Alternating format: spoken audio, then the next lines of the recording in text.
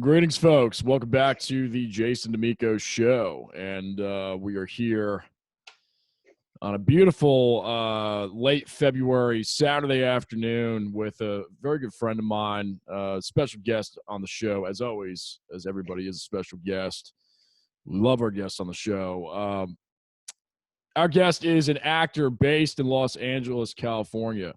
He's appeared in shows like VH1 Single Ladies and appeared with me in Homicide Hunter and has been in many national commercials such as Delta Airlines, Coca-Cola, and Disney. He's also been in music videos for Thomas Rhett and Amy Shark. Derrin is now working on a screenplay and hopes to have a second one written by the end of the year. Please welcome to the show, Mr. Derrin Stull. What's up? Thanks, man. How's it going? It's going great. And a little bit of backstory for those of you who may not know. Derrin and I met on the set of Homicide Hunter at least, 5 years ago now, that season? A long time ago. Yeah, season 6 or season 5. That was a minute. And we were hanging out. I think it was in that kind of like condo building, and the AC was out and it was hot as hell, and Knoxville, Tennessee, like August, just almost unbearable. But it was, they were good credits, man. That served me well. That was one of the best experiences for me personally, just on TV. Really, really great. Working with Jupiter Entertainment, really great stuff. Yeah, that was really, really fun. That was actually like my first kind of big speaking role where I had like a lot of like paragraphs and like big monologues. So I remember being like really nervous because I knew the stakes were just high for myself, but I always kind of set the stakes high for myself. But that was fun. And I remember we were like sitting in like I think they used like empty apartments. I think they worked with like apartment complexes. Yeah, we're in the hallway. I remember we had like our little room. Did you have a laundry basket with you, or was that someone else? Someone had a laundry basket. I don't think I had a laundry basket. You didn't have the laundry basket? Yeah, that was crazy. I think I just had my clothes like laid out, trying not to have them wrinkled, but that was such a good time. And that was a week. I was there for a week. I don't know how. Yeah. I know we were in a couple of the volleyball scene or something, right? Yeah. We had some scenes together. So I think I was there for, I want to say probably like 2 or 3 days. So I think you were there a little bit longer. I think you had a couple more scenes to do than I did. Yeah. But and what Jupiter a crazy story with that episode. I know it takes place in the 80s, but what incredible, like, it's just hard to believe. I can't remember the episode name. I think it's like something, but crazy story. And what a great show, 9 years, right?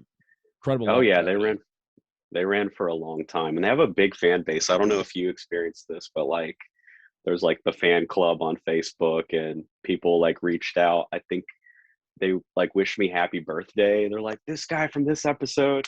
So I feel the love. Like it's pretty cool. Yeah. That was a good time. That was a really good time. And those are those shows. Those are those shows where you still have people 4 or 5 years later.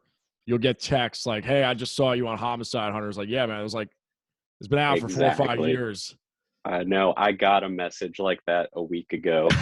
So it'll just be like, "I saw you," and I'm like, "Oh, cool. That's awesome." I did that a long time ago.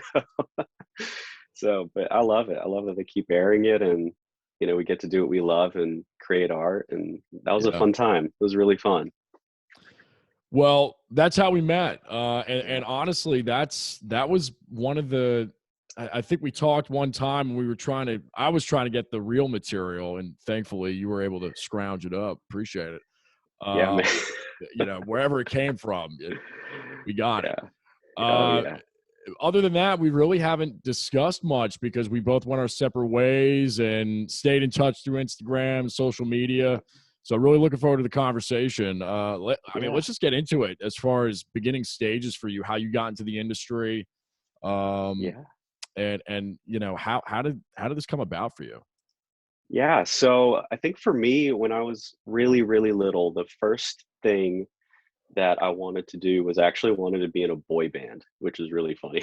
So I loved the Backstreet Boys. So I would go to I think my grandma couldn't afford to take me to their concert. She lives in New York City, by the way. So they were playing like in the late 90s in Radio City Music Hall, and she like took me to like see them at the stage door, but she couldn't afford like a ticket. So I've always loved music. And then when I was really really little, this was before like the streaming days, so I'm like dating myself a little bit, but you had to get a record deal in order to Yep. be successful. Right. Now it's so accessible if you're Right. good, and Right. have good marketing. But um, I figured, I was like, well, it'll be easier for me to become an actor and then maybe do music and segue that way. So I actually kind of like from a really young age decided my life path, and then kind of like switched it up on myself because I was like, this is going to be better for me business wise Mm-hmm. if I do music instead. Um, so anyways, I kind of had that idea in the back of my head, and I did recitals and plays and all of that, and had a pretty normal childhood, which was really good. I Yeah. had military family, and didn't really do a whole bunch until I moved to the southeast. My parents got stationed in Alabama, so when I went to college, I started going to Atlanta to um, do like extra work, do bit work, Right. and then once I did that, um, I went to a cattle call for single ladies, which was a VH1 show, and they actually wanted to audition a character because it would be the personal assistant to one of the lead characters on the show. Her name's Latoya Luckett. She was in Destiny's Child. So I remember going to this cattle call, and there was about 100 people in there. Long story short, I got picked by Shelby Stone and Tamara Davis, who I got to give them a shout out because they really gave me my first little bit part, and I worked Right. all season, and I got to learn about the camera crew, how everything's set up, lighting, Yeah. and I just was like a fish thrown into water. So that was like it was like my whole life. I was like, I want to do this, and I had no experience, and they just like put me on a major TV show.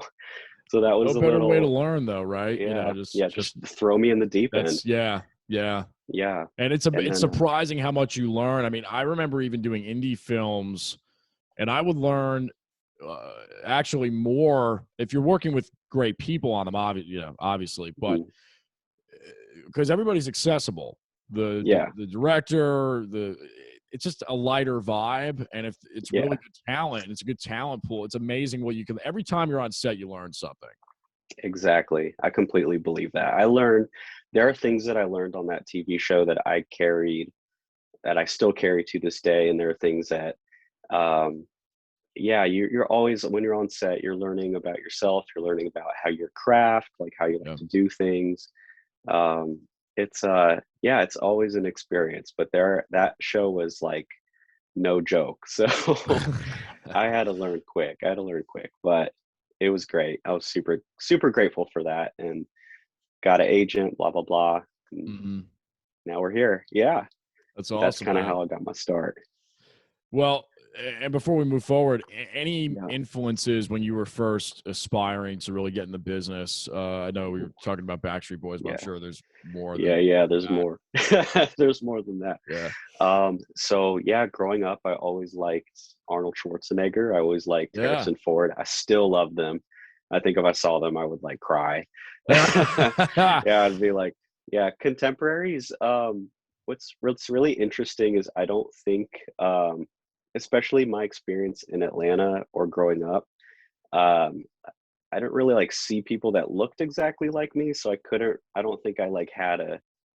I don't think I had like an actor going through things that I was like, I really like them, but I not really like something I want to emulate. But there are Hmm. definitely a lot of actors that I admire. So I don't know if maybe you feel that way, but because I feel Sure. like me and you were both like very unique people. So it's not like I don't see myself really on Right. TV, I people I like mean, that. I always liked. I got into Brando stuff, and for Yeah, me, yeah. just the acting alone, Oh yeah. what he was doing in the 50s, he was just jumping. I mean, literally jumping off the screen. It's almost like he came So from good. 2020 and was in I went back. 1950. Just so timeless, and and just completely so destroyed good. any stereotypes of acting and predictability. I mean, he was just such a natural. Yeah, I love going back to like those 50s early cinema movies. I feel like a lot of younger people are afraid of them. But I had a really good friend named Dave who has another podcast where he watches old school movies with his guests. And I kind of got to like dip my feet in and like watch those older films and also watch some of them in college. So right. they're all really good. Those are classic, and you can learn a lot because they really invented acting for TV because that was, the first of its kind, back in the 40s and 50s and 60s. So it's always cool to go back and look at those films as well. What did you go to school for? I went for media studies and I minored in theater. Yeah. So nice. Here we are. That's great. It's been pretty cool. Yeah. I did the visual arts track. So I like learned about, filming, how to edit, how to post produce, how to do all of that. So, it was really great. I loved my time at Auburn. So it was cool. Auburn's a good school. We've got some family friends that are like die hard. They went to school there, and always hear about the football, the stories and all that. Exactly. It was a lot of fun. I'm glad I went to college. A lot of actors kind of like they do high school and then they go off, and I'm grateful for that time. So that was fun. Me too. It's tough, juggling, but I'm sure you had your, I made it work. Sleepless nights and, just like anybody who's trying to do both. But I agree with you, man. I agree with you. And I, for the longest time, was struggling with, should I keep doing this? Should I keep pursuing? I got a business degree. Should I keep doing this? And believe it or not, Schwarzenegger and Gene Simmons, those were really the two guys that I was thinking, you know what, if they did it, they did, there's really no excuses. So they were the two influences for me where I was like, all right, that's it. Junior year, I was doing 15 credits a semester at that point, 16, 18 to get it done, by senior year. So, dude, so we were meant to be friends. We love Arnold Schwarzenegger. I love his inspirational like videos, and I always like get pumped up when I like watch his stuff. Like he's the man. He's the man. He has no excuse for anybody. One of the best videos. Somebody put it out. It's just I can't remember the name of the song, but it's the old 70s song when he's at Gold's Gym in Venice Beach or wherever it is. They like dubbed there's these like certain I know what you're talking about. You know what I'm talking about. Yeah, I know what you're talking about. It's one of the best videos of all time. I love it. Oh, down, up. Down, up. We got to show a clip of that in this when we put this up. We got to do like a little. YouTube will probably snipe me for the copyright, but I'll put the link. I'll put the link down below. There we go. That's great. It's like an old 70s track, synth bass and everything. Down, up. Down. Exactly. Yeah. Yeah. But acting's a journey, man. I mean, it's your whole, it's a life journey, or being a creative or doing music or whatever you're doing, being an artist, being a painter. I think a lot of people like back to the college thing. They're like, I don't want to go to school because I'm going to waste too much time. But it's like, it's a lifelong experience. And I'm kind of grateful that like I had those years to like be normal and like do that kind of thing, because if you do it all like in your early 20s, like what's there left you have to like rebrand or whatever, like what else is there to do? So I'm happy. Like I don't think I've like hit all the things that I'm going to do, but I'm grateful because like I've taken my time, and it's a journey too. It's like, it's a lifelong type of thing as long as you love to do it, so that's great. Why rush? Man, that is great.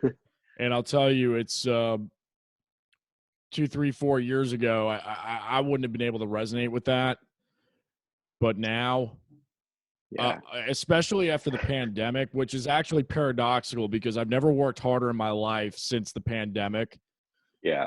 to create and to really position for more growth as a business and as an artist.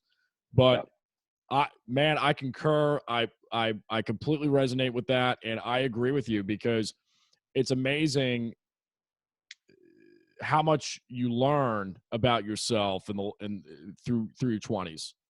And Exactly. I had no idea in my early 20s. I had absolutely no idea where I would be now at 27. And your Yep. brain is just it's shifting constantly. It Yep. feels like just now in the last 6 months, I'm actually thinking somewhat rationally. Like I look Yep. back and just go, man, what were you thinking? It's like, well, you kind of weren't, and it's not your fault. Exactly. It's the Just process. going for it. And to to speak to what you just said about making it early, I think that's a reason why majority of folks that really hit it big early on, it's they Yeah, they haven't really, fizzle. yeah, and they haven't found Yeah. themselves. It's Yeah. almost like an illusion that is lionized and positioned for them, and they have to fit into that suit every single, or Mhm. that dress or whatever, every single day. Yeah. Yeah. And And it's like, what do you go back to, or what do you do once you hit all of that? right. It's crazy, So I think there's good things and there's bad things about going going through it and like making it early on. But yeah, it is a journey, man.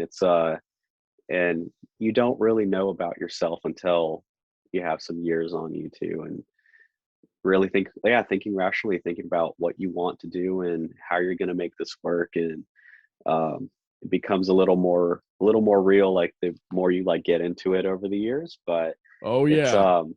yeah, yeah. And you got to be like, do I really want to do this? Do I love this? You have to have that conversation with yourself. So um I'm really grateful for that. So me and And you, we're in too deep. well, and I think, yeah, exactly. And Yeah. I think also what I've learned in the last year or two, especially again with the pandemic, is that a lot of these answers are going to answer themselves. And you Yeah. may not like the part of you that's uh and again, I think it might all be fear based, because that part Yeah. of you is going to try and cater to anything that society says to do. Yeah. But then that higher self, that artist, that dreamer, and that's if you've been bitten by the bug, man, and I know you have. I mean, there's no getting away from it. You Yeah. have to pursue it. You have to do it, and then you just figure out how to make it work. Yep. Exactly. Exactly. You have to really love it more than you hate it. Yeah. You have to be about it when it gets real. I think that's been a really good thing for, I think, creative professionals with the pandemic, is just like we've been able to really, I think, having that like sense of like things shutting down for a lot of people too.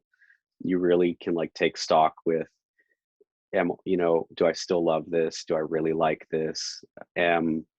You have, I think the pandemic, you've really like sort of accelerated those conversations with yourself, Yes. you know, just having to sit, and there's not really all the opportunity there. You really have to create your own opportunity, like you have, create your own work, do something funny for yourself, or branch out, explore new creative endeavors. Like, I think it's been a good thing for a lot of like artists to just have to like settle down for a minute and really, you know, have those conversations with yourself again. Those are important. Well, let's follow that Yeah. vein of conversation as far as I'd love to talk about the craft, but while we're on this, just entrepreneurship in general, um, Yeah. and making it work. Kind of there's a line between the no excuses mentality and then also having a life, and that people refer to it as a balance. Some folks, some high performance folks, they don't call it a balance. There is no balance. It's just how you manage it, Yeah. and there's sacrifices involved. So, just any thoughts for you personally on how to manage the time and how how to know when it's too much of a sacrifice, or the limitations, and your thoughts on it. Yeah. 'Cause this business, it Yeah, really, it's it'll kill you rough. if you It's let rough. it. Exactly. Well, I'm really glad you asked me that because I was thinking about it, kind of like thinking about coming on here this morning. And something that has always like popped in my mind is like, don't miss out on your life because it's happening right now. Also, Right, the thought of like, this is not a dress rehearsal, this is your life. So, right. like, don't get too caught up in like trying to make it to like this point B that when you get there, you're like, man, I missed out on enjoying all of this time.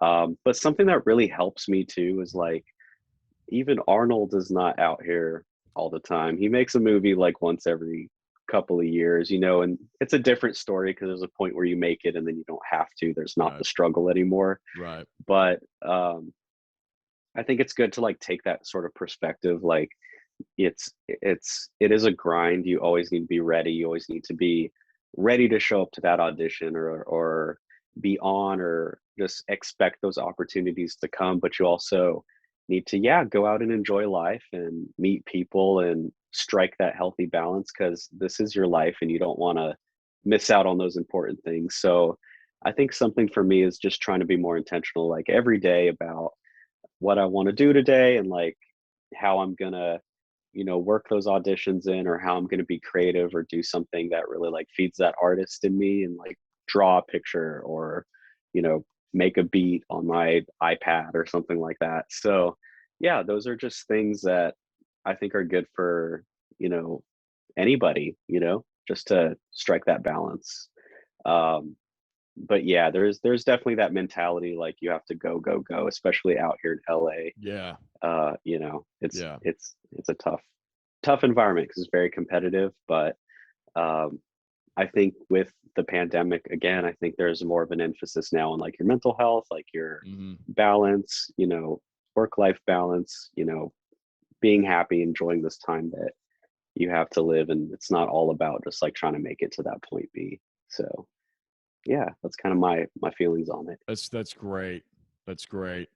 And you said there's a lot of great stuff that was Yeah, said there, but the yeah, one thing that did stand out was the word audition, and I had down on here the auditioning process, yeah, and we've the actors that we've had on the show, you know, seasoned actors, 10, 20, 30 years into this, and because you're yeah. successful in the field, it really, you've got, it's a whole skill set on its own, It is. It is. and would love to talk about it for a few minutes and just get your thoughts on it.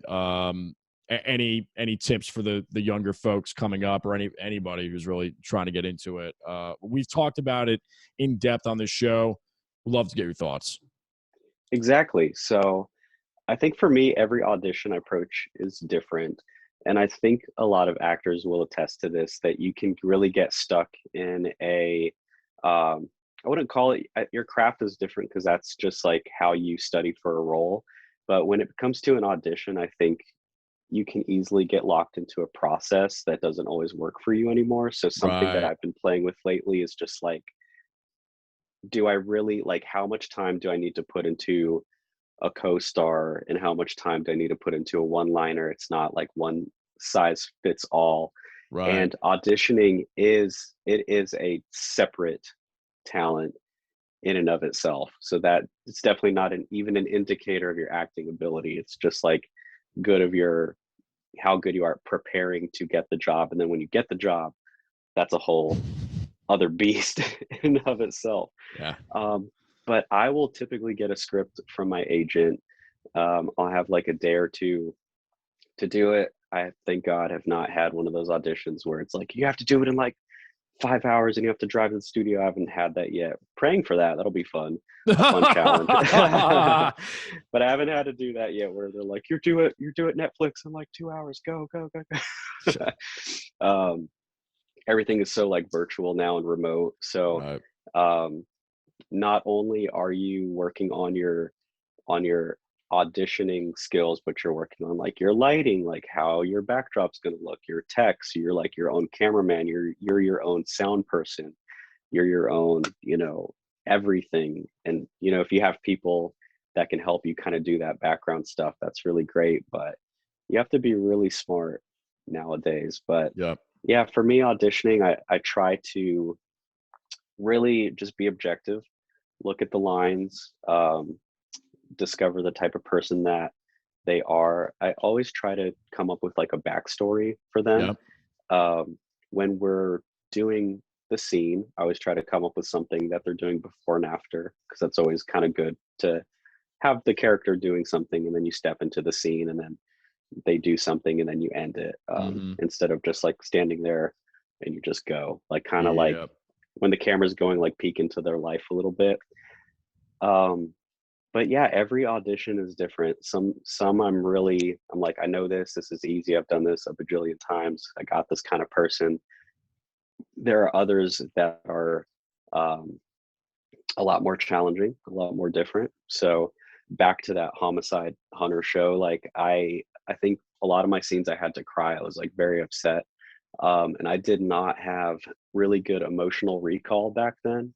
So for the audition, I had to like do this thing, and it's really just the method acting. It's like thinking of your dead pet or something sad in your life, Right. to like do it on the day. Right.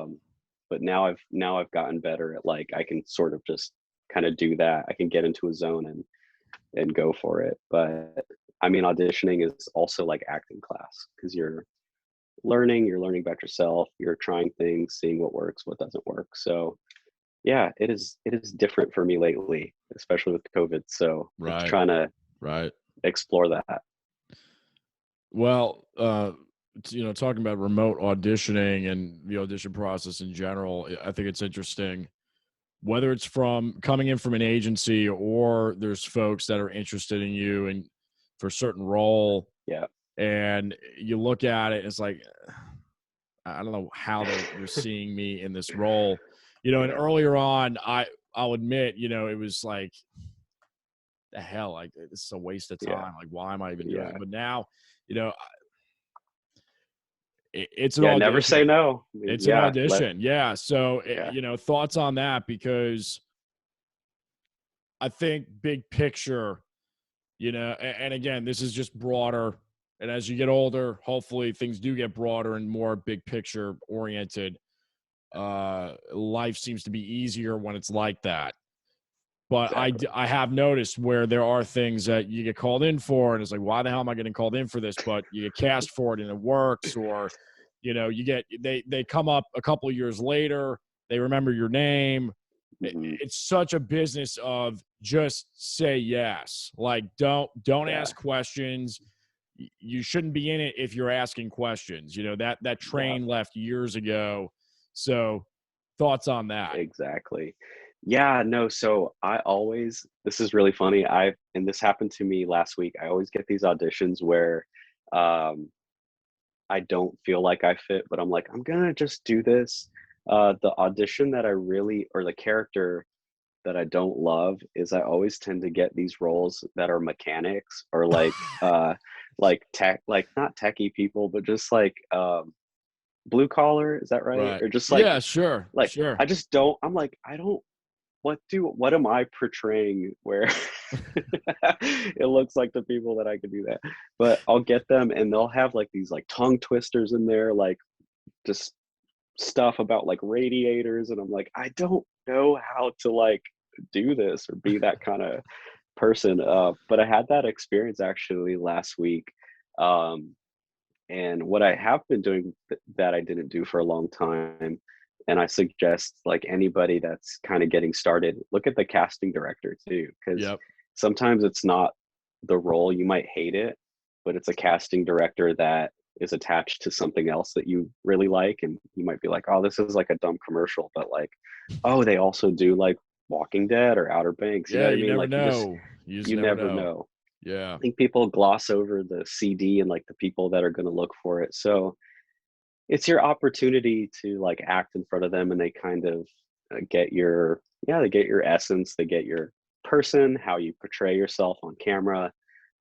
There's so much more than just like the lines to it. So I try to remember that. I try to remember that it's maybe it's not like the role that I think I'm right for, and I'm probably not going to get picked for this mechanic part, but it's a chance for me to get seen by, so and so, and yeah, hopefully they remember you next time. So I always try to like treat those as opportunities to make an introduction. It's amazing too. I want to actually jump into spirituality and that Yeah. type of, I don't know how anybody can really be in this field without having some essence of Oh energy yeah. and fields and just, vibes. Like Exactly. it's just, there's so much that goes into it, and Yeah. portraying emotions. I mean, literally making Tom Hanks would talk about the hardest thing is really just, you know, bringing emotions forth on command at the least convenient times. Hmm. Uh, Yeah. but we'll get into that. The sense of, maybe we could start with meditation. Do Yeah. you have some sort of routine that you've seen that's helped you connect the dots faster, or how has that progressed for you with your Yeah. routine? Yeah, exactly. I know exactly what you're saying. Yeah. I do have, um, for me, it's God. Like I have a relationship with God. Yep. I do believe in a higher power.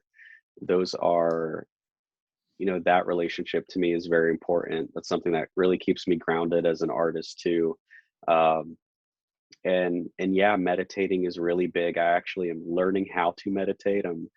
I have my like Headspace app, and I always kind of like do these little meditations, and I've been trying to be more intentional about that lately. But um, yeah, when you bring that, I think spirituality is really big. It's a big part of being an artist, because if you don't see the goodness in people, or um, have empathy, Yep. which is being an actor, being an artist is having empathy for people and their stories. Even if you're playing like a bad character, there's somebody, the antagonist, or like you don't really think you would connect with that type of character, just like what what really made them turn out that way.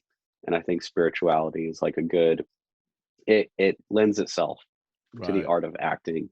um there was a role that I did where, I had a friend. This was actually like in college. It was a TV show, but he had passed away. It was really unfortunate. And I was like, I'm going to do this role for you, for this person. Um, and it was a hard week because it happened pretty quickly. Like I had to be on set, and then Yeah. that Yeah. experience happened. So I like really just didn't want to do it. I was very like, I don't know how I'm going to pull it together. Um, and then I was like, I'm going to do this in honor of my friend, that Yeah. had passed. So, Yeah. and that's how sometimes I'll do auditions. Like it's a way to like hype yourself up. I'm like, I'm doing this for me, even though I don't feel like it right now, but I'm also doing it for like my parents, my brother, my sister, like my family that sacrificed so much. It's an honor Yes. that God is letting me do this. So Yeah, yeah, it's like spirituality is those big. affirmations, the word, those, and it's so much good. It's amazing Yeah, that you're yeah, saying this stuff, because I'm going through a whole lot of, I'm yeah, same ballpark, yeah, relationship with the Lord, whole thing. yeah, It's just, you go through seasons, and this season now is like, yeah, you got to really own who you are and who he's created you to be. And that's hard exactly. sometimes in certain circles, or certain Yeah, just yeah. certain societal stereotypes. It's like, Yeah, well, or people don't understand an artist. They don't right, they understand don't like get it. that's Yeah, yeah. yeah, They don't like get it. you should go get a real job and make some money and do they Right. I think yeah, society, it's hard to be an artist for sure. I get exactly what you're saying. You're hitting Yeah. so many points. It's like, I've been doing this for over 100 episodes, and I'm like, man, it's Yeah. like, where do I go next? Like, there's All just over so the many great place. there's so many great points. So I'm not really gonna digress, but I Yeah. do want to touch on this, because I think it's extremely I think it's really valid for what's all been said already. And I think it's another layer. based on personal experience and just what I'm seeing. And I don't know if you're a fan of McConaughey. Yes, green lights. Did you read it? I'm like halfway through it. Okay, I'm so listening I to read it. the whole thing. I got it as a Christmas present. My dad got it for me, and Nice. I read the whole thing in Yeah. about a week. Did you get to the non-neediness bit? I am. You could touch. You could touch on it. Okay, It's I don't fine. want You're not going to to spoil it spoil for it. me. I don't want to spoil it for you if you haven't. Yeah. So essentially, the producer director that he did it. Okay, let me ask you this: was he at L.A. at the time or Austin, like working at some dive bar? And Yes. okay, Yes. and the Okay, producer I'm came there. in. That's about where I'm at. Yeah. But Okay, you could so go ahead. all right. I may spoil It's it a little fine. bit, but I think it'll be It's worth it fine. because you're gonna hit it anyway in like the next Yeah, I'm couple gonna of listen pages. to it. Basically, so he goes out and does the was it Dazed and Confused? Yes. Yes. That was his Yeah. like That debut audition. role, right? Yeah. I'm pretty sure it was right after that where that he was sleeping on somebody's couch, right? Because he just made that role and the whole thing, or maybe it was a role before that, whatever. It was like the breakout role. And he was getting a little antsy because he took his U-Haul from Texas and he went all the way out to LA, and he's like, I've only got a couple of grand in my pocket. And he's talking with, you got any other auditions I could do or, get lined up. And I guess the producer like basically got up in his face and he's like, you got to get out of town, man. Like if you're needy in this town, you're effing done. Like he just went off like right in his face. So you got to get out of here. Yeah. And so he and his friends went to Europe, and that's a whole other, I don't want to like spoil the book for you. Really, really great stories. But so you being in LA and you were doing the New York thing. I did the New York thing for years, and I've done some stuff in Atlanta. Yeah. Haven't been out to LA yet, but I very much look forward to going out there after the pandemic kind of quiets down and things are starting to open up a little bit more. That right there, there's the whole book is fantastic. That right there to me is just you can't even calculate the amount of value that's in that story, and would love to get your thoughts on it. I know I'm like spoiling it for you in that book, No, you're but good. would just love to hear your thoughts on that, and from actor to actor on that perspective. Yeah. Well, I'm going to say what really saved me, and I'll back it up too. Yeah, sure. I was in New York City. It was more of a theater town. I'm more for like TV and film. Like that's just kind of the actor that I am. So you and I both. I wasn't, Yep. I wasn't hitting it in New York the way I wanted to. And for years, everyone's like, go to LA, go to LA. And I was afraid of like how expensive it would be, like if I would make it, like how I'm gonna do it, and being afraid of being away from like my mom and my sister and my brother, and it's a big moving far away. In New York is easy for me because I was born in New York City. I have family there, so I didn't have to worry about like paying rent or doing things like that. Like I had a pretty cush position, but I had a realization like this is not working out for me. Like it's safe. I am cushioned here. I don't have to really work or do anything to make it, but it's not where I need to be. And like I would come up with like excuses like, let me do Atlanta. Let me just go back to Auburn for a bit. Let me just do everything but go to LA. And like really it was God, just like for years, Los Angeles. Yeah. And everyone's like, don't do it, you're crazy, like you'll never make it out there, there's so much competition. And it's like, well, I almost let that get in my head a little bit. So those voices, man, that and that's and if I could interject real quick, because I'm going through like self-purging right now of years of a lot of stuff. And your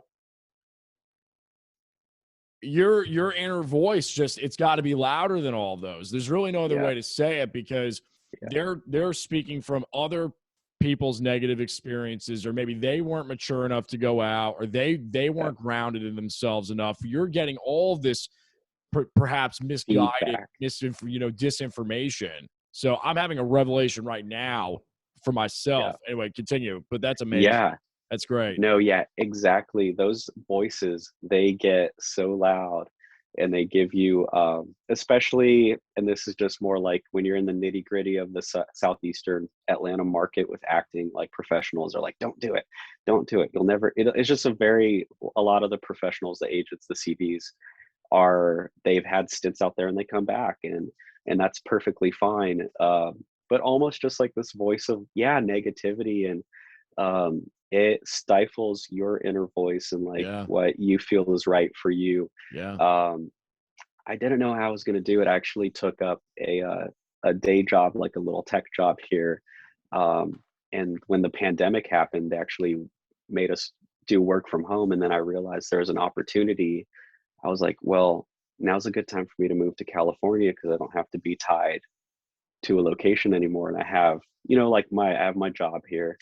But I actually found a couple of other friends that wanted to move out here as well. So we kind of got together, and the stars aligned, like everything worked out. Just the money to get the security deposit for the apartment, like that came from the job. Like, wow, everything God did, like even when I did things that didn't really like make sense, or I didn't see like how this was going to circle back to like my acting journey, like things just opened up. And it's been really, really good. But I'm happy I followed my inner voice or my heart or whatever, and finally like listened to it. And it just worked out, like, and that's a really, really great thing. But yeah, you have to make your inner voice strong, and that's meditating again. That's like praying. That's really being careful, like what you listen to, or like people. You have to guard yourself a little bit. You can't let their opinions get into your head, like, if you're meant to do something, or you feel a calling to go for something, even if it's not easy, maybe it's what you're supposed to do. So, and it came down to that for me. It was just like, well, I've been wanting to do this for a long time. So if I don't do it, I'm going to beat myself up for it the rest of my life. So, but the God really, or the universe, whatever you believe, like for my story, everything just really, really worked out. Like everything fell into place in maybe like a month span of time. I got like the funds to move, the work situation kind of worked out, everything worked out when the pandemic happened. So there was something kind of beautiful there, like in the midst of so much uncertainty and people being scared. I kind of was like, well, I'm going to be brave, and I'm going to move to LA during a pandemic. So it's been an experience for sure. Yeah. That's great, man. That's awesome. Well, while we're talking about LA, I've got LA versus Atlanta versus New York City, and maybe versus is a little strong to say, but just like the comparisons and your thoughts. You've done all three. They're pretty much the major hubs. Yes. Your thoughts? Yeah, well, that's a good question, because that is I think it's different for everyone.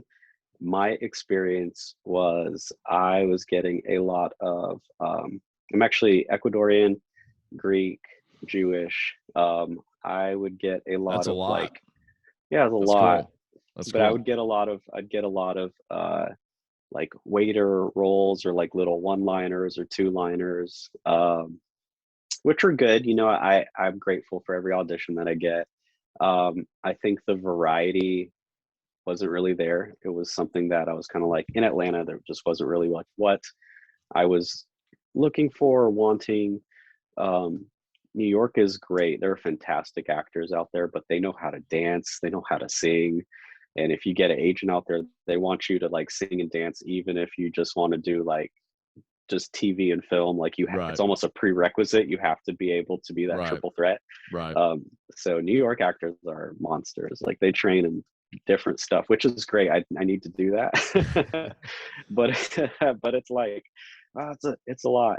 But the Atlanta market's great. So like if there are Southeast, I have a lot of actor friends in Atlanta and like casting directors. I really loved my time there. I think for me though, LA has a lot more just viability and opportunity to really be a working actor and to like live off of that income. There's all the casting really comes from out here. And it is shifting, but it's such a question that is very different for each person, like each actor, because your look has to be right. You have to be kind of like the right age for the time that you get into it. It's a different experience for everybody. Yeah, your sweet But spot, you know, yeah, for the so roles. my sweet spot, like, so for instance, a lot of people have told me, they're like, oh Darren, you'd be really good in soap operas. Well, those are all here in LA. They don't film in Atlanta. Like Right. they're all at the studios. Would never get an audition for those types of roles or things like that. So yeah, I felt for me, for the age that I'm at, for the type of person that I am, like there's just more opportunity out here for me right now. But there are also pros to the southeastern market as well. So I always think I'll kind of exist in between like that LA and Atlanta market. Right. And then Right. I love me some New York shows. So hopefully I get booked on something like that, because I love New York City, but Yeah. it is a theater town for sure. And hopefully still Yeah, is after all this. yeah. It's I just been know. crazy. It has been. It's been really, really sad. I was like kind of like looking at all this how tough it is for New York, but I believe Yeah. they'll come back. Yeah, it'll get better. They always do. They always do. So Yep. they They always always do. do. Yeah. Let's talk a little bit about some of the music video work with Yeah. Thomas and Amy. I had a chance to check out the Amy The Amy. shoot. Yeah, Amy Shark, Yeah. right? I got to Really, really, fly. yeah. I was like, That this is some was serious, this funny. is like some Spider-Man special effects. This is Yeah. nuts. It was the first time I've like ever been on like a harness. So I was very like on the day they were like, they're like, Darren, stop holding the rope, because when we like let it go, it's gonna like cut through your hand to the bone. So I was like, okay. So you have to like figure out your center of gravity really quick. But there were like two men, maybe like 200 pounds each. They're like pulling this thing, and it was very specific of like how high we needed to be, and it was kind of it was fun, maybe a little reckless. Maybe a little reckless on my part to agree to have done that, because it definitely was like Without experience in that, yeah. yeah, But you know they're what, just man? like, I'm Sometimes you like, have to pick, do it yeah, to, I'm you like, know, I'll to do make it. it happen. That's hilarious. Yeah, That's great. yeah, yeah. That was a lot of fun. And Amy, who she's big in Australia. She's so big. I didn't really know who she was. But she like was so sweet. She like came to like our kind of like dressing room and talked to us and like took pictures when she was about to leave, and couldn't be kinder. And I was just like, she's so nice. Like, I love her. I got a good picture with her. But super involved, hard worker, very quick. I think we shot that whole music video in a day. So, I mean, on one production day, it was done. I think all of it was done. So that was pretty wild. That's how we do it. Yeah. Yep. Just Just get got it to do it done. in a day. Yep. Yep. No Music more than videos used to 2. be like 3 days with like Yeah. big budgets from like record labels. Even like big budget videos, they don't pay for them anymore. Nah. They don't. It's like product placement. We'll pay for it. You got to do it in a day. And Yep. that's it. So Yep. yeah. And you know, the way the cameras are now, they're so high def. It's, you know, you just need some Crazy. decent lighting and a decent Mm-hmm. story, good set design is like Key. so much on music videos, you know. Oh yeah. Yeah. So something interesting about even Thomas Rhett's video and Amy's video, the directors, they had the storyboards down to like the type of shot. And I think when you're directing, or creating anything on a tight budget or a limited amount of time, that really saves the day. Because when I'm on a big TV show and they're like deciding about like how do I want the lighting to look, like how do I want the shot to look, where does this plant go, you waste so much time. That's Oh why on a yeah. TV show, Yeah. that's why on like a regular movie or a TV show, like you only do like a page a day, because you're laboring yourself with like all these creative decisions. But on both those music videos, they pretty much had it storyboard. The storyboard was down to like the type of shot that they were going to Oh do. yeah. And I think that's vital when you're trying to pay people and like not waste time and just kind of do it quick. You have to like even just like think about how every shot is going to look in your head and what lyric you're going to say that line for that shot. It's pretty incredible. So I think that was a testament to why we were able to do it in a day, was because they kind of just had everything planned and they just called me in there. I did my part, and then that was it. So I mean, it's a quick process for sure. Yeah. Yeah. I like going and looking for locations. You got to really, yeah. I mean, I have to make music videos coming up right now for our campaign and our new record, and you gotta go through that mental maze of all the options, all the things you could do. And then some of the greatest things are really, you just kind of set up a camera. I'm going to do some test shots, whatever. Next thing you know, the whole thing's done in 3 hours. So you never know. Shot it. You just never know. It's like, oh, damn, that looks really good. Just start, roll, Yeah. Just let it go. Know. Yeah. Especially when you're working with like locations, stuff like that. Like you just never know. Like even like with photography and like auditions, like the lighting is just perfect one day, and even if you're scouting, you're just like, all right, let me just sing my song and do it, and it ends up being the video. But yeah, that is pretty wild. Has your artistic has your vision kind of changed for music videos, or do you kind of keep to like a certain formula that you like that fits for you, or do you try to like think outside the box every time? Because some people have a style. I mean, I don't know. It depends on. I try to keep things pretty basic, because I'm just, I don't know. I like music videos. To me, are just they're kind of a pain in the ass. Like I'll be completely honest. Like and I'm not the only person that says that. It's just another thing that has to be done. Like I'd rather, quite honestly, I'd rather go out and go film like a live performance. I'd rather film a live performance. I kind of like the videos that that really stand out. The things that I have in my mind that I always go back to are like the Jack White thing that he did with, it was after the White Stripes, whatever band that was, but they have this one shot where you see it fades in and he's like walking and he's got this leather jacket on. He's all Jack Whited out.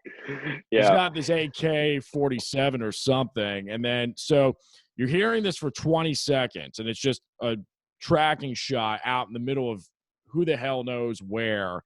And then there's this other one. You may have seen this. I don't know. This came out like 15 years ago. You got the girl walking in the other direction, and they start shooting machine guns at each other.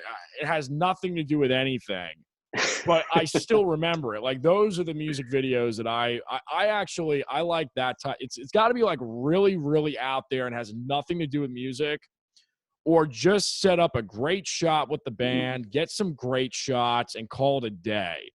You know, that's me personally.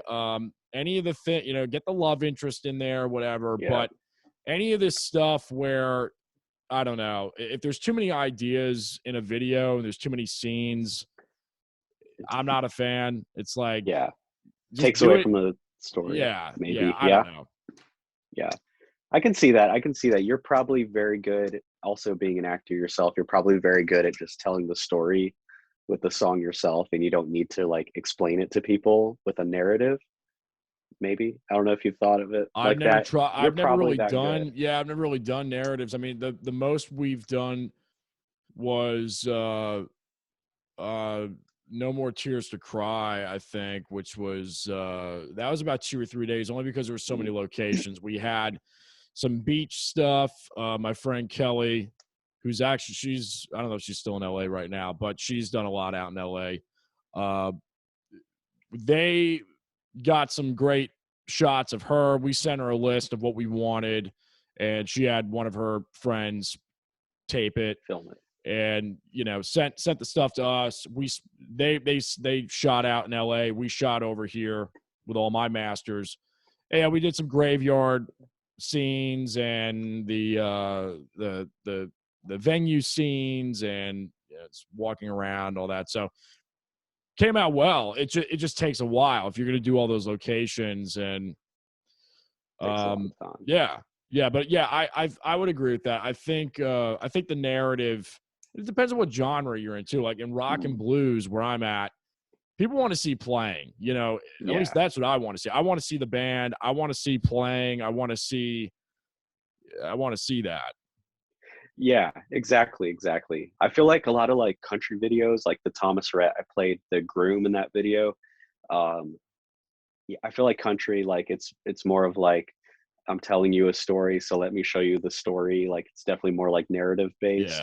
Yeah. Maybe than like with like rock and roll, it's just like, I want to see you just like jam out, have fun, and blues and all of that. They want to really see the instruments and like see you play. So, and then you have like your pop, hip hop dance. It's all about dancing and all the cool setups and all the cool lights. So that's just genres too. That's a whole that's like a logistic nightmare. Monster. Anything pop, R&B, EDM, I think rap, you get away with a lot in rap because they just have to stand there in front of their whatever they're driving, just start boom, boom. Just throw some money around. TikTok dances. Just go to the local community college, get a couple of babes. Over 18. Over 18. Make sure. Right. And there you go. There's your I've seen like some real, rap is rap. Yeah. I'm not knocking it. I've seen really good rap videos that are horribly budgeted, horrible productions, but they get views, man. They do very, very well because they just have that loyal fan base. I mean, these guys have like 10K, 20K followers on YouTube. Nobody knows who they are, but they just it works, man. It works. Yeah, bro, you need a good camera, which is so accessible now. It's like your iPhone. You need a speaker so you could like lip sync to your song. That's it. And it's all good, and good light. Like if you can't afford good lighting, go outside on a nice day. I mean, it's a beauty. You make some great videos. What you were saying about the rap, I think of when you were saying that, I think of like Fetty Wap videos where he's just like in his neighborhood and like all the neighbors are just outside and it's just like people doing this. And it's like, dude, so the only thing artistically great about this video is like the camera. But rap is like, but that's just a testament to like art, music, acting. Like you can create so much now because there are like gatekeepers to this art form and to music and all kinds of creative careers. It was like, I can't get my hands on an HD camera. Now like an HD camera is like you can find one at the thrift store, This damn thing, this isn't even an iPhone 12. 4K. This is an SE and it shoots 24 frames per second, 4K. I've had on here you ever heard of the 8mm app? No. Tell me about it. It's sick. I believe it or not, it's been out since the iPhone 4 because I've had it for 10 years at this point. And if you go on my Instagram, some of the recent videos, you'll see it. It's got the grain and everything, and it's so cool. You can run any videos you take through that app. You can shoot on the app, but you can also run it through. And they've just got it, man. I mean, even if it's shot in 30 frames per second, it dithers down to 24, and it's looks great. It looks like it's 1969 if you wanted to. It's really cool. That's cool. Yeah, really, like that really celluloid film look. I'll have to it's got download the streaks and the randomness and the grain. It adds a little bit of that grain, and you can do like a Pella thing or a two-stripe thing or a Noir, total black and white. and it really has it's got a look. That's pretty cool. I'm gonna have to check that You out. gotta check it out. I think they charge like Yeah. $3 for it now. I got it when it was free, Yeah. and I've had it for, Nice. you know, through Forever. 3 or 4 phones. It stayed on my Apple ID. So there you go. yeah. That's your go-to.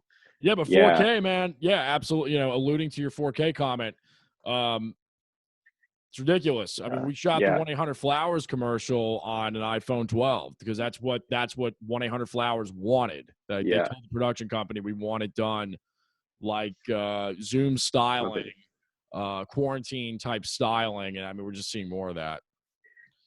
All my auditions, I get so many that's like, we want you to do this at home, or we're gonna film your commercial. It's gonna be like you do it yourself. So actors now, we're like our creative directors. We're like framing our shots. The whole damn team. We're doing our lights. I know, it's like it's crazy. It is the whole damn team. Like you're doing it all yourself. So, but what a great opportunity too to just like be creative and like stretch muscles maybe that you didn't have before. And I bet a lot of actors can attest to that, because it's like, now that you're filming at home, it's like you're getting to like figure those things out. Like, how do you make your lighting look the way you want it? It's a lot of obstacles. For me, it's like putting a puzzle together. It's like, all right, so this audition, I have to, not only do I have to act, but like I need it to look a certain way. I need it to sound a certain way. I need the lighting to be right. So to me, I look at that as like a fun challenge. I like all those extra bits and pieces that I have to put in there. So yeah, it's been fun. Yeah, I kind of like that. I am getting a little Zoom fatigue. I'm ready for us to all to be back together, and right. I think people are like, we're tired of Zoom commercials, but they've been cool just for artists having to learn how to just do it yourself. It's pretty wild. If it wasn't for Zoom, man, I mean, the show would have stopped at probably around episode 30, because that was, and I mean, I had incredible guests, even just locally here in the studio, here, but in order to expand, and it was right about 4 to 6 months in when I started this show, and this turned out to be way more than I thought it would. It's really gaining some legs, and it was, like you said, opportunity. Just this is an opportunity to so I started reaching out to folks through the Instagram DM, and it was amazing the turnover of people that wanted to come on, and very gracious, really enjoyed it. And at that point, I think I really hustled like for 4 months straight. Just, it was a lot, but it did. It was an opportunity while the whole world was shut down, and it just kind of gave everybody a morale boost in the industry. And then I saw other people doing it too and engaging in the podcast platform. But, I mean, we wouldn't even be having this discussion right now if it wasn't for, I think, the pandemic and Zoom. So it's crazy. Big ups to Zoom. Yeah. And props to you for being creative too. Like I think podcasts are so cool. It's really cool, just the ingenuity that I think is going to come out of this time of life. And things might get normal, and you'll just have a whole show like you already do. Like, who knows where it will go, like once things are done, So a lot of people are being creative right now. So I'm excited for us to get to that point. Yes. When like that pays off, we're getting some good payoff for our creativity. But I'm already seeing it. You're already seeing it. Yeah. And I think, I mean, dare I say, man, I've said this before. I haven't really said it publicly, but it's almost like all this is just really taking my career to next level, I guess because, again, the opportunities, just taking hold of the opportunities and following your gut. Exactly. Yeah. Same here. I think for me, it's forced me to just be creative, just to think outside the box. Like, what else do I like? Like, I have things set up acting wise that I like, but I like writing. I like, doing other things. I'm really enjoying like setting up my lights. I like setting up my sound. I kind of I'm learning how to be like a crew person. I'm learning so many things. So it's been a good time for creative professionals. I think you're going to see a lot of creative people come out of this too, just like multi-hyphenate, multifaceted, like I can do this because I taught myself how to do this over the last year and a half. Like that's going to be cool. And if it wasn't for the pandemic, you may have not. I know you had your show prior, but who knows, like if you would have stopped or kept going, or Yeah. you know, Oh you yeah. work. Yeah. Yeah, 100%. it's crazy. 100%. I wouldn't Yeah, have the new music that I have now. I wouldn't have created the network, and the collaborations that I have coming up. It would have never been possible. It would have yeah, never been possible. yeah. So it's profound. It is. It is. I mean, I'm so grateful. I'm just so grateful for this time. Me too. It's a reason. It's how I ended up in California, uh, and which is a kind of a dream come true in and of itself. That the pandemic sort of like made a pathway for me to go do this thing that like God was just saying, like, go do it, go do it, Right. go do it. Right. You know. So it's pretty profound. I think it's going to be cool. We're gonna have to see what happens, like once things kind of get better. I think a lot of people are it's gonna be a lot of just ingenuity and a lot of new ideas out there. I think not only has it made our what we do better, it's made us better as far as like Yeah, I know that moving forward, the life. I feel like here's the best way I can put it. I've said this before on the show. I've said it in many other circles of conversation, but um, it feels like I lived a decade worth of life in a year. That's what it feels like to me, artistically, wow, spiritually, full Monty, full circle. exactly, dude. Yeah, Same. yeah, We've just had to stop. We don't have all this like stimuli. We're not taking in all these things. I think like just day to day, you don't even think about yourself. And I think that's where that like 10 years of just like living a full decade and just like really coming into your own as an artist, like yeah. the pandemic has just forced you to like stop and like take stock in everything. And I completely agree. You hit the nail on the head with that one. Well, let's talk about Yeah. some of your writing, because you did touch on writing Yes. for a second there in what Yes. you were discussing, and you are working on a screenplay, or you're working on your second screenplay. Yes. Uh, love to hear about that. It sounds like the pandemic may have had something to do with that. Yeah. So I mean the pandemic has been great. I so back to that music as a little kid. I used to write my songs and I used to come up with like songs and writing, but I'm a very inspired kind of writer, so I have to be in the mood for it. And if I'm not in the mood for it, I kind of can't create. There are Right. musicians that Yep. um I get yep, it. you might Oh be yeah. kind of one of those people, You got to like, trust it too, because you just when it's not going to happen, but oh yeah, when you feel it, you gotta go follow for it. it. Yeah. Yeah, so this movie I actually this full length feature film comedy, 95 pages. I had the idea for it. Uh, I was working on Godzilla in Atlanta, and I was on that movie for like 3 months. Probably like halfway through that shoot, I was talking with a crew member, and I was like, "Huh, that's a really funny idea." I just had a funny conversation with a crew member, and I remember a friend of mine. Um, actually, on during my off days, we were all at the pool, and I just sort of like remembered this comment.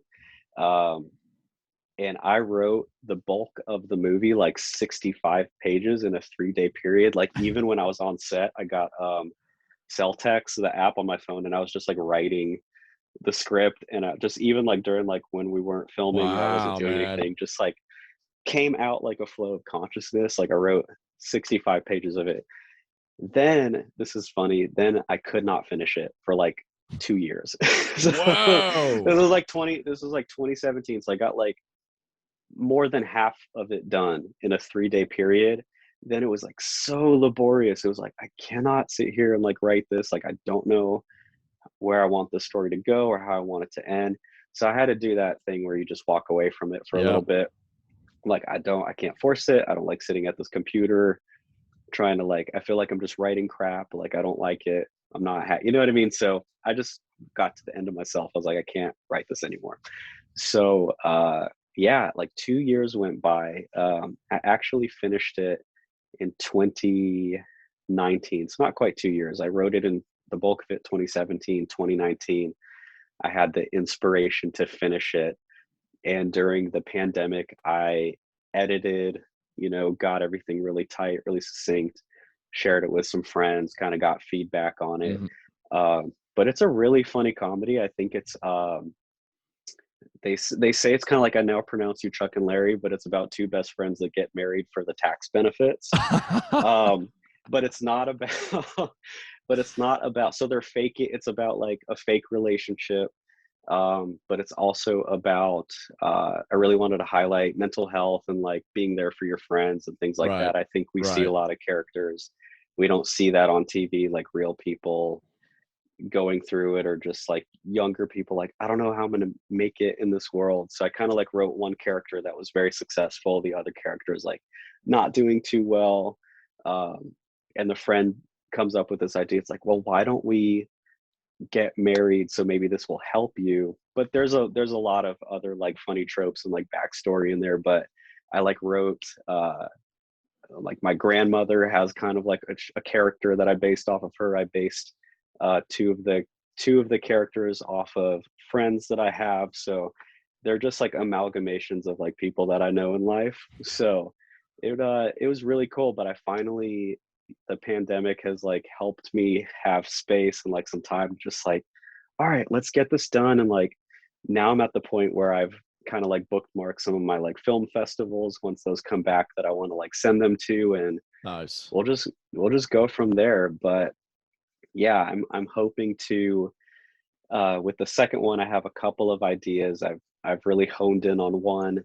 But we will see. I'm hoping that the second one will be better, not so laborious and not so like a long length of time as the first one. But so happy it's done. It feels like an accomplishment, even if nobody sees it, or it's Right. like just my script. It's like I wrote a movie script, which is That's who awesome. says that, So hopefully Well, it and gets you made you one day. see so often in this industry, like the creativity will overlap, and Yeah. you have no idea. Well, it was like this. Like I had no idea that I would ever really do a podcast. I mean, Yeah.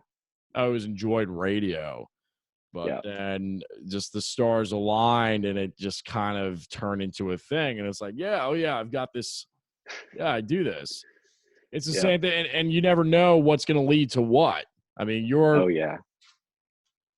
it, Yeah. it could Sky's be the it could be limit. the big Bertha for you, or it could be the Yeah. thing that's going to lead to the big Bertha. You just don't know. Yeah. But the You fact that you don't did it is know. what matters. Exactly. Exactly. I've had so much encouragement too, because I've talked to some directors on there's a film that I was a part of called Office Uprising. They had that movie, I believe, before production for 10 years. So I think the writer of the film wrote that during the Bush administration, and it got made in like 2016. So Wow. that's a Whoa. decade of like knocking on Yeah. doors, taking Yeah. meetings, trying to figure this out. Oh yeah. So Dude, it's a process. I mean, even with yeah, us, with what we've got cooking with the music, we have a plan. We have a plan. We have a plan B. yeah, But the exactly. plan A is it's you gotta have your ducks in a row. Gotta have your Oh ducks yeah, in a row.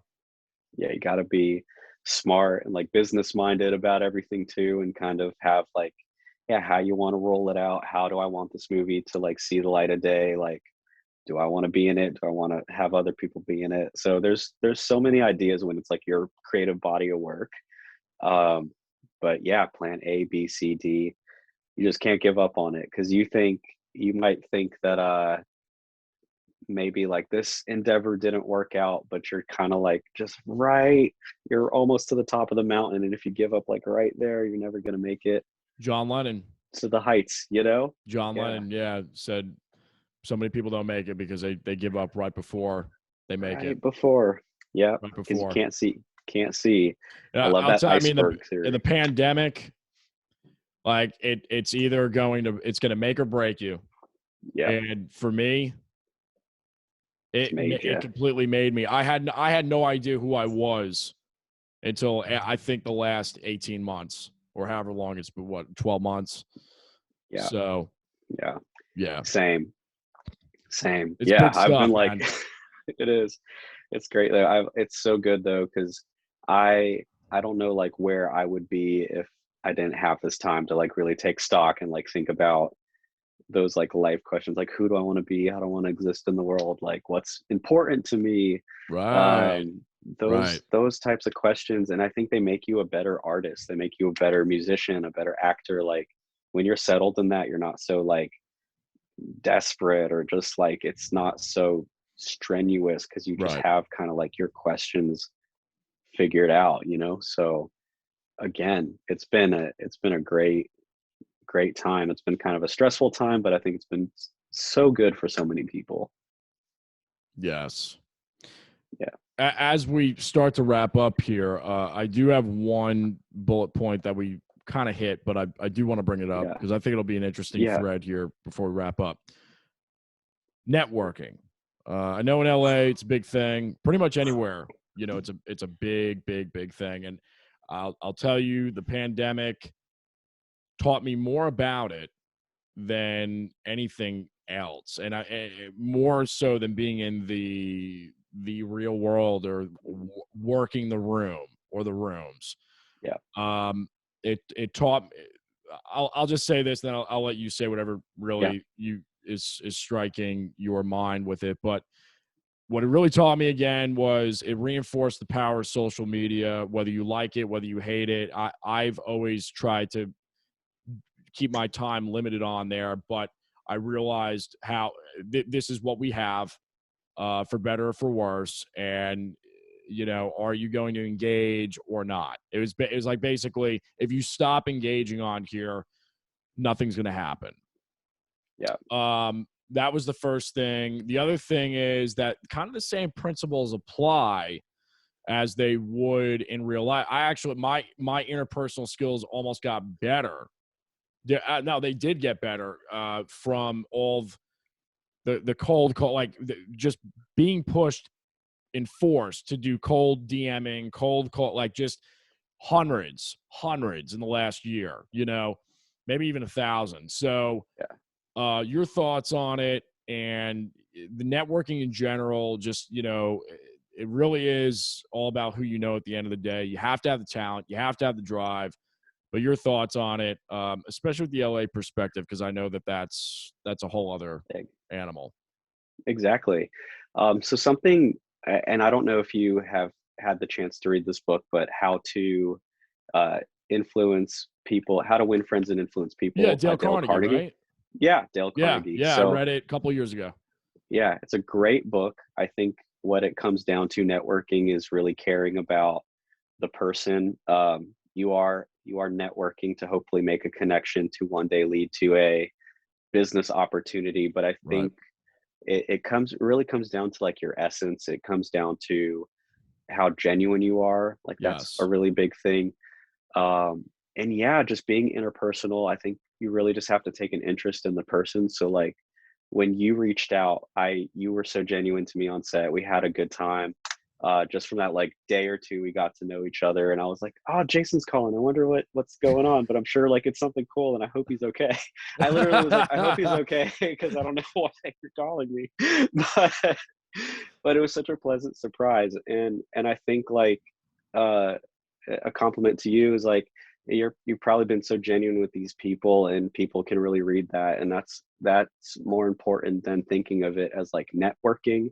I think it's having a genuine interest in others and like wanting to know about their life, and people love opportunities to talk about their story or Yeah. talk about themselves. So like when you come with your show and you were like, "Hey, do you want to come on?" I was like, "Yes, I would love to just like talk about what's been going on the last year and just kind of like debrief like everything spiritually and like everything, you know, that's been going on like with the business." And that is so fun. But with LA, I really think it just boils down to that connecting with people, Right. um, being being of service, adding value to other people, Always. adding value, always be adding Always. value. So, people, you don't want to approach somebody that is in a better social or business standing than you and just like clearly you want to take, like you need to provide value to other people.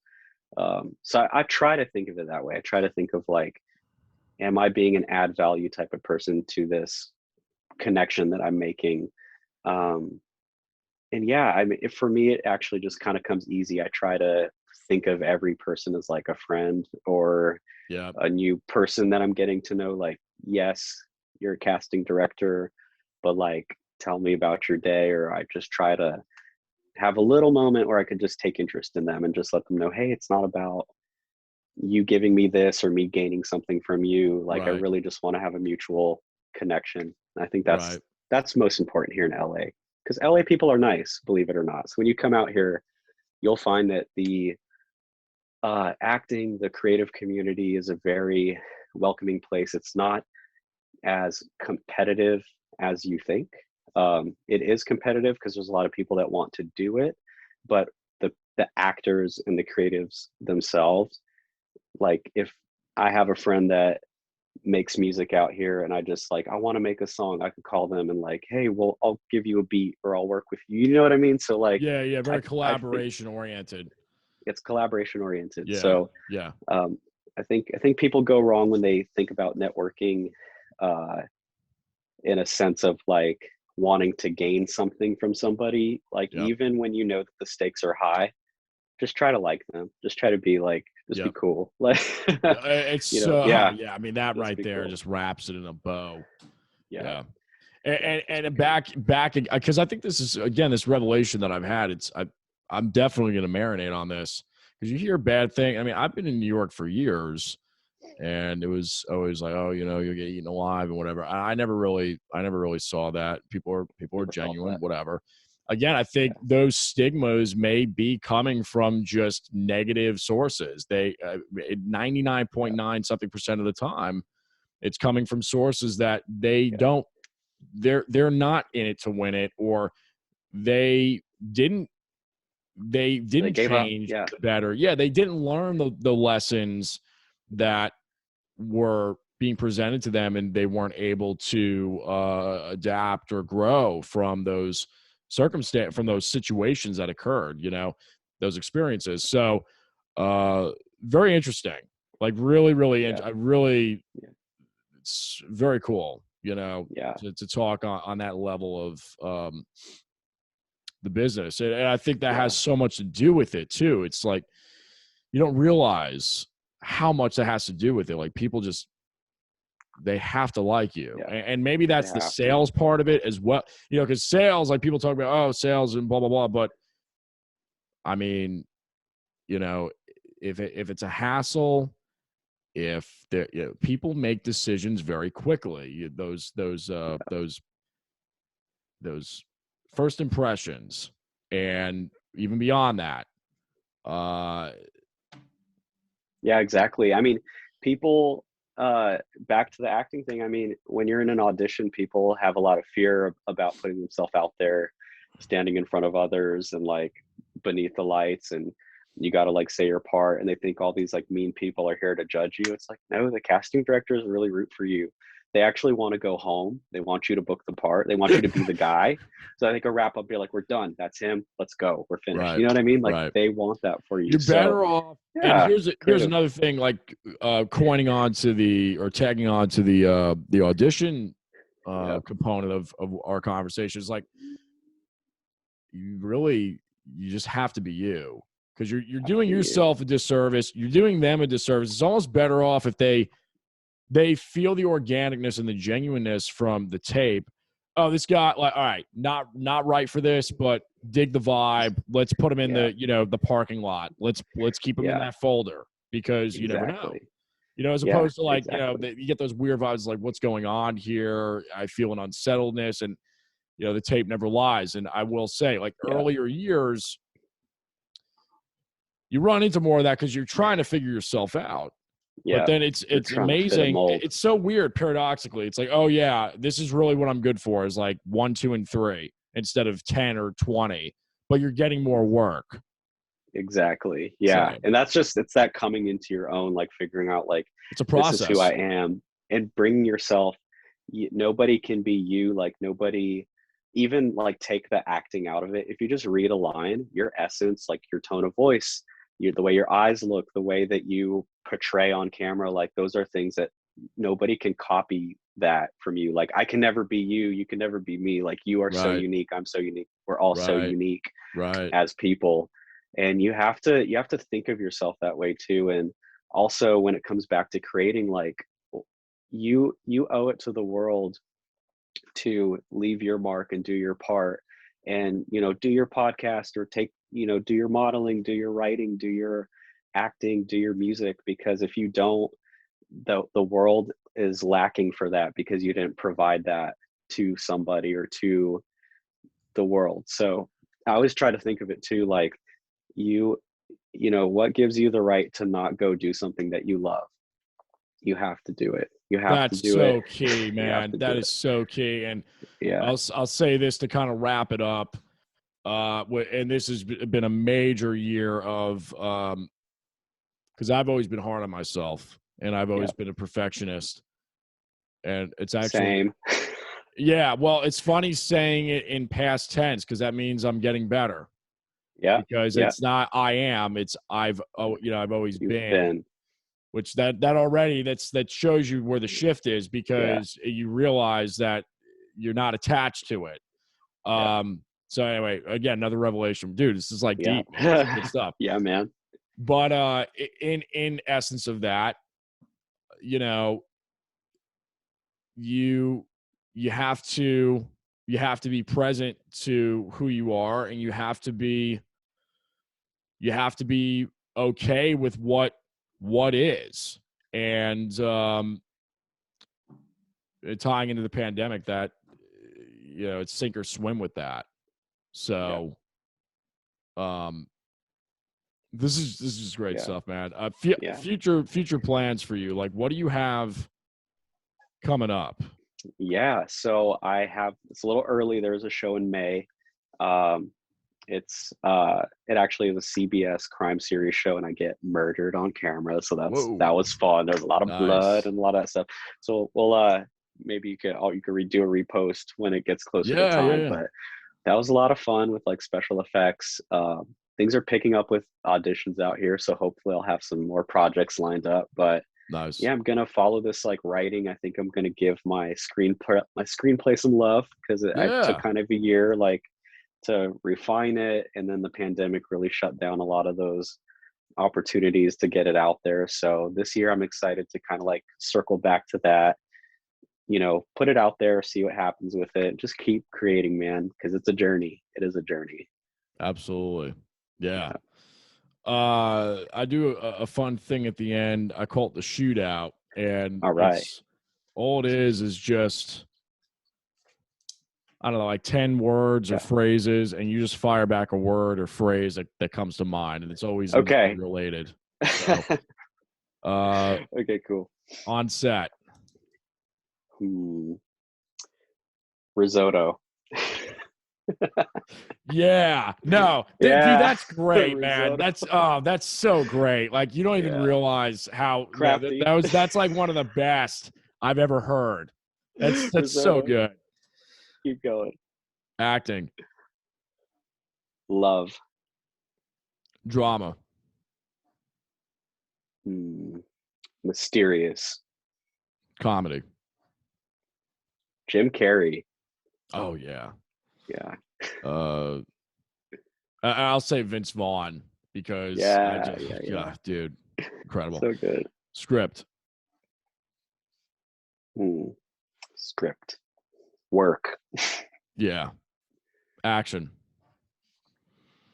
Arnold Schwarzenegger, baby. down up, The Arnold down up. the bump. The Uh, I gotta stop for a second. So yeah. you know that one YouTube video where he's talking about they're doing crunches. It's back in the Oh, 70s. I think you know what I'm going to talk yeah. about. And Yeah. the Yeah. guy's Yeah. like, Yeah. why do you like crunch? Uh, it's a way for me to think about making the next $10,000. You know, it's just like every time I do a crunch, I think about the next $10,000. It's just so. This guy's just like an affirming machine. Like he was literally the Terminator before the Terminator. You know? Oh no, he's crazy. TV. Opportunity. Yes. Yeah. Film. Laborious, but a great creative puzzle. Yeah, it's a nightmare. Yes, it is a nightmare, but a fun nightmare. A beautiful nightmare. Keep it to like 2 months. After 3 months, I'm bored. Yeah. 3 weeks is even better. 3 weeks is even better. Which we're about to do over here on an exciting project. Nice. Commercial. Smiles, corniness, fun, lots of fun. Love commercials. Yeah, we didn't even talk about the Coke commercial. I thought that was cool. Wasn't that cool? You had print work on that too, right? Yeah, print work, a billboard, a social media ad. I think it ran as like I don't know if it did TV. Definitely did a lot of internet. Did billboard. Very cool. And social media. That was fun. I was working with a sprinkler all day, and all you have to do is like giggle and smile and like hold the Coke. And actually, the Coke took longer to get ready to come to set than we did because they have like mixers, like the color brown. It has to be a certain hue. How the light hits the glass is very specific, and they had to spray the bottle and like make it wet. Yeah, and just like interesting stuff. So we were ready. We were waiting for the Coke. For the Coke. The Coca-Cola was a diva. That's great. Yeah. Last one and most important, which is and my fellow New Yorker. Yes. No, I'm not from New York, but my family's from New York. New Yorker at heart. Pizza. Ooh.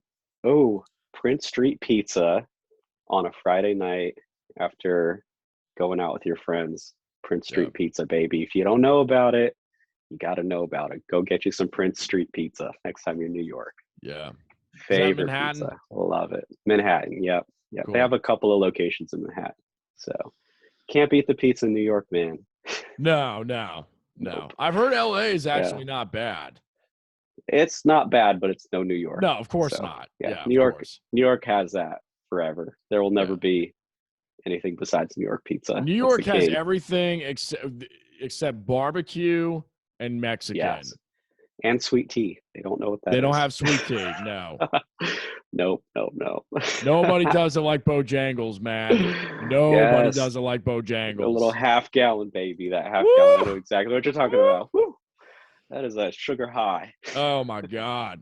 It used to give me heart palpitations when I was younger. Yeah. Probably still does. I don't know. But don't try it now. Or be careful. Yeah. So one last question for you that I ask everybody at the end. And by the way, man, this has just been fantastic. Thank you so much for taking the time to be on. Absolutely, buddy. Yes. Pleasure was all mine. I had so much fun. If you could go back in time to your 15-year-old self, knowing what you know now, with the experiences that you've had, what would you tell them? Oh, that's so good because I've had those thoughts lately. I've had the thought of like, what would Derrin today go tell Derrin from 10 years ago? I would tell him to not take life so seriously. Right. Still explore other endeavors, creatively, and anything you're interested in. Don't be so set on one thing. Yeah. I would tell Derrin to take the pressure off. Also would tell Derrin not to be so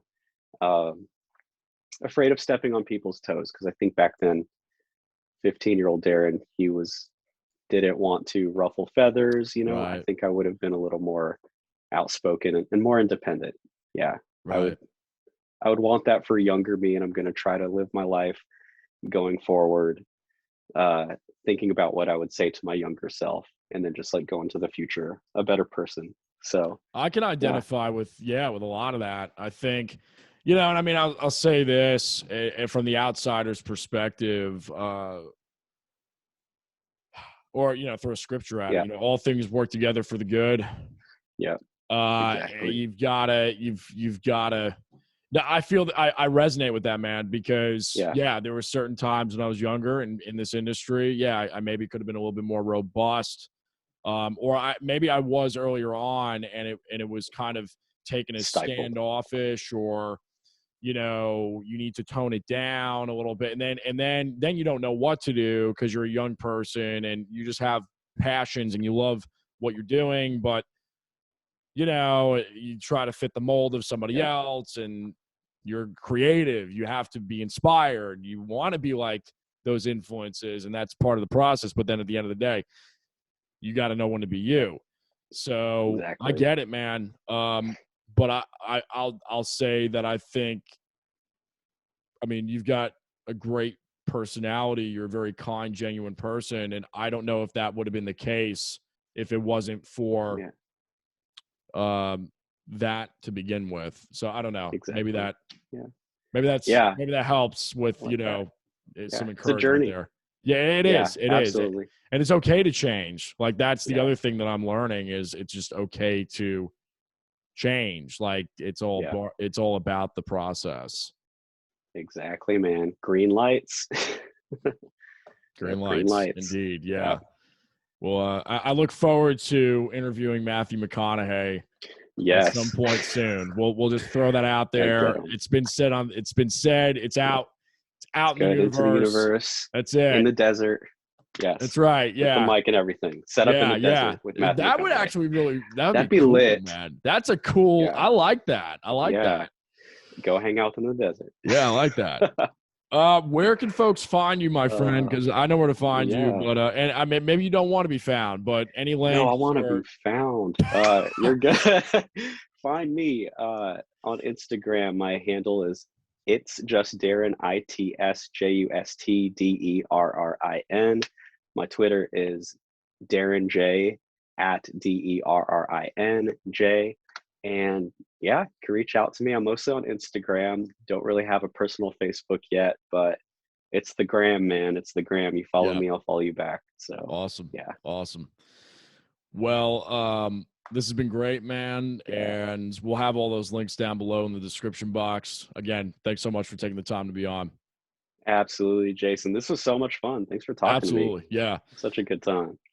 You guys been listening and watching the Jason Damico Show, depending on what platform you're on. Thank you, iTunes, iHeart, Spotify, Simplecast, all of the great platforms out there for having us. And remember to leave a review.